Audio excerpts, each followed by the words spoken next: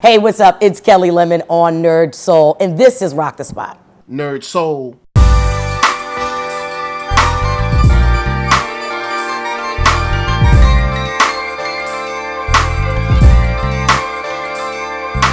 I have like a bunch of different titles in the city of Richmond, Virginia, but I feel like I'm a social entrepreneur. I connect people through food, sports, arts, and education. That is my main platform. If you want to know what's going on in the city, I pretty much know in order of fun things, social things to do. I'm kind of just Richmond's biggest cheerleader right now, and I just want everybody to experience all we have to offer from those four entities.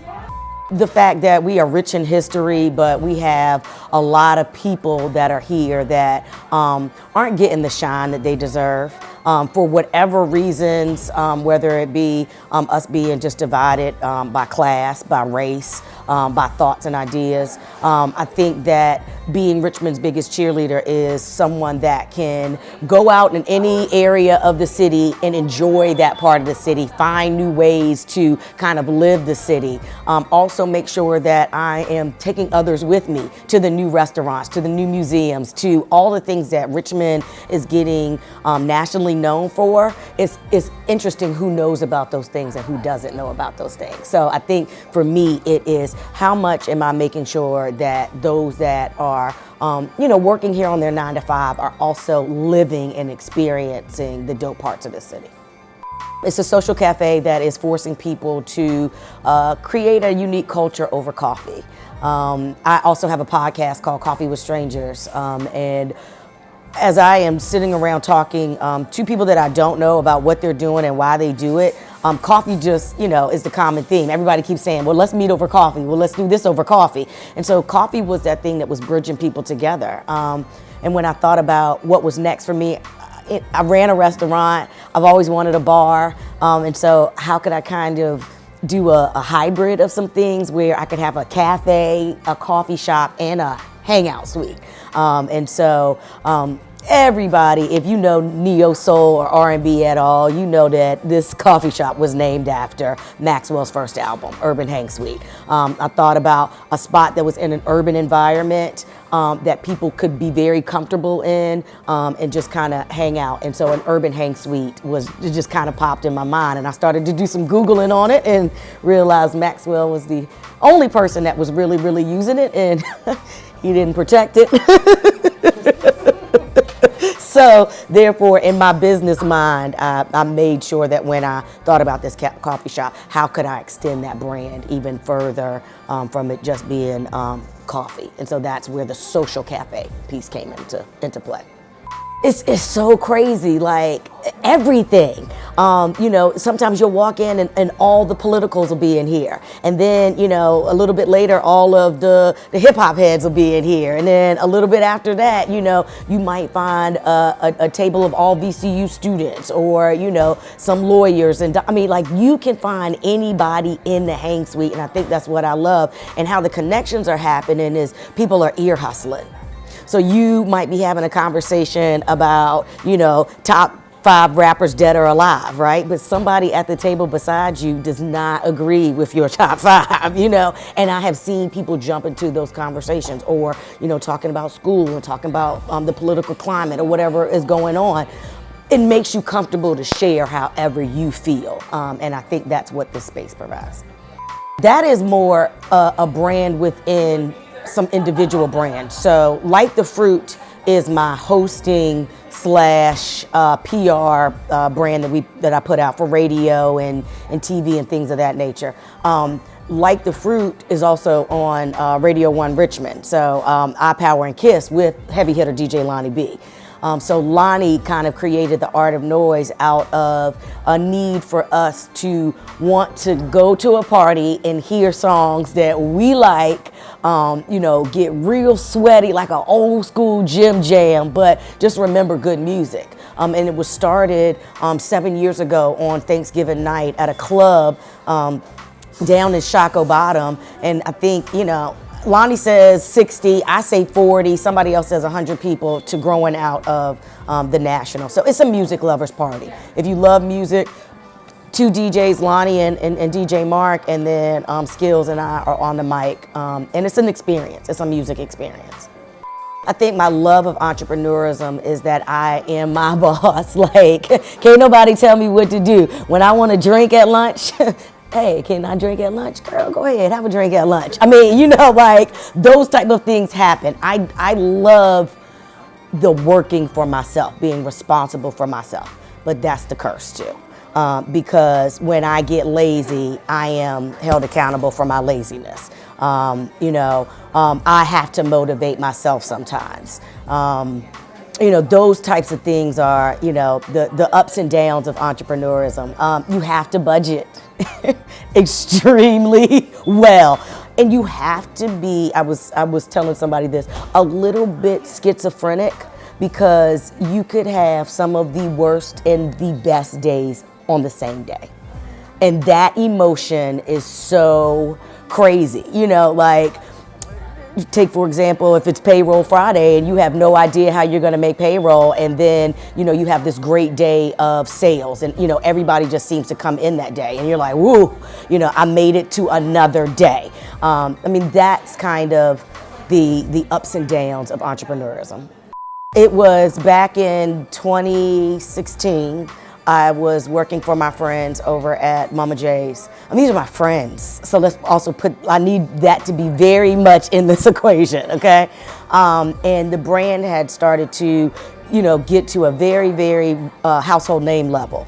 Winning awards, Mama J was on TV, and, I was kind of responsible for, helping her brand build. But as her brand was building, my brand was building as well. My podcast, Coffee with Strangers, was really doing well.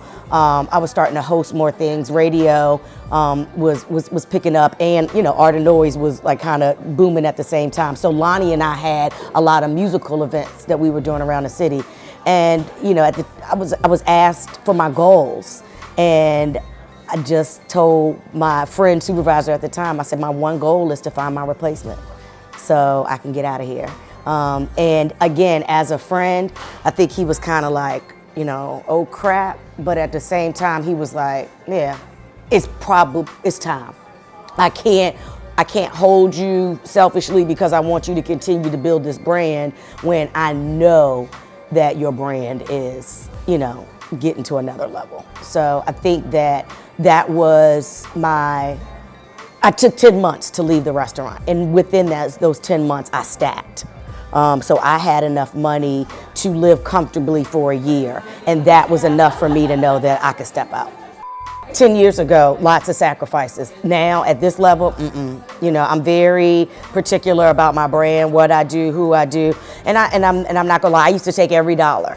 And you may have heard me say this before, Lonnie used to actually pay me not to take some jobs, because in his mind, if you really needed that money, I'd rather give you this money or loan you this money than it ultimately affect your brand a little bit later. And that was one of the best things that he could have done for me, and me opening up my eyes and realizing my value of my brands, because people were getting me for a very cheap price, and they were making a lot of money on my name, my influence, and things of that nature. But in my mind, I think I was kind of too humble for the fact of that, whatever, that ain't what you making money off of. That, that's just me, But when your event sells out, or when your event, when people are coming because of my influence, I had to start looking at it a little differently. So even some things that I host now, in terms of what they believe, what the organization believes.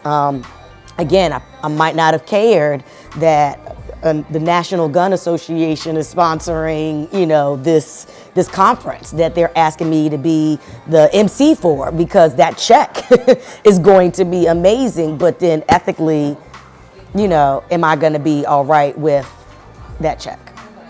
Again, it is organically changed over these last couple of years. I have been privileged to live the best of both worlds. Went to majority white schools, but for whatever reason, between my family and just being very, very interested in Black culture, I found myself disassociating from my neighborhood. So, you know, to be very transparent, growing up in Hanover, my whole plan was to get to Richmond. Like every time I could get away from Hanover, I came to Richmond. And my thing was to blend the both worlds with RVA and Richmond. RVA is our very commercial, shiny, you know, we win awards for beer and food in the river. And then Richmond is affordable housing, transportation, lack of education, and food debt. I mean, it is just, some people in Richmond are living extremely underserved, where we have Richmond looking, RVA looking shiny. And so I was really in this whole charge of, okay, we can do both, we can do both, we can do both. Like I need to cater to both worlds. And I got slapped in my face to know which world really messed with me. And I think that was kind of how I really knew what my passion and what my purpose was. My purpose is to make sure that Black Richmond or people of color in Richmond have the same experiences as everybody else. And that if I have to introduce you to the river, if I have to introduce you to these breweries, if I have to introduce you to this art culture scene, then that's what I'll do. And I will focus my events on that audience. And that audience is showing up, that audience is hungry for more, that audience is ready for us to own our city again. I think my legacy is that, you know, I tried it. I did it. You know, I wasn't scared, and I'm probably not scared because of past legacies. Like, you know, we're standing on some big shoulders, especially in Richmond, Virginia, in Jackson Ward.